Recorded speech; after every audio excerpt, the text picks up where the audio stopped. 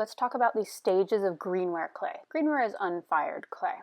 So we start with plastic. This is clay that's fresh out of the bag. It's sticky to the touch, it's not falling apart, it's easily impressed, it's very flexible. You might get surface cracks, but they're easily smoothed away. You can carve plastic clay, but instead of removing the clay, you're mainly just pushing it aside with the tool.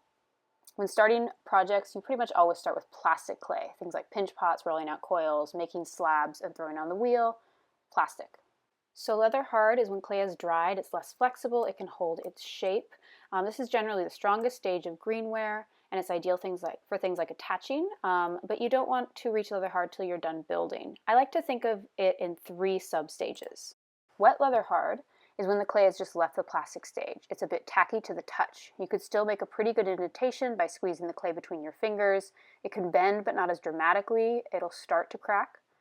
I prefer to do any attaching like handles or texture around the wet leather hard stage. I feel that it's really forgiving and it's gotten to be a little bit more stable without becoming fragile at that point. So after wet leather hard, you have leather hard.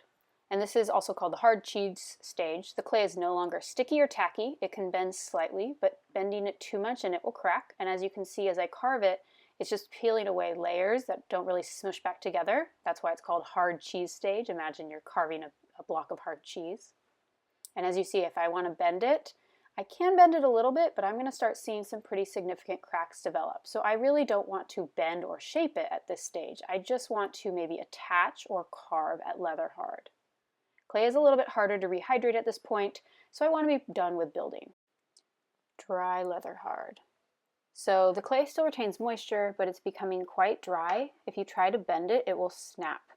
Attachments are now becoming fragile, and I generally only work at carving at this stage. It does hold a great crisp line, and while it's possible to join pieces at the dry leather hard stage, you run the risk of oversaturating the clay at that joint and actually weakening it. So another way we can look at these: plastic, clay, easily pinched.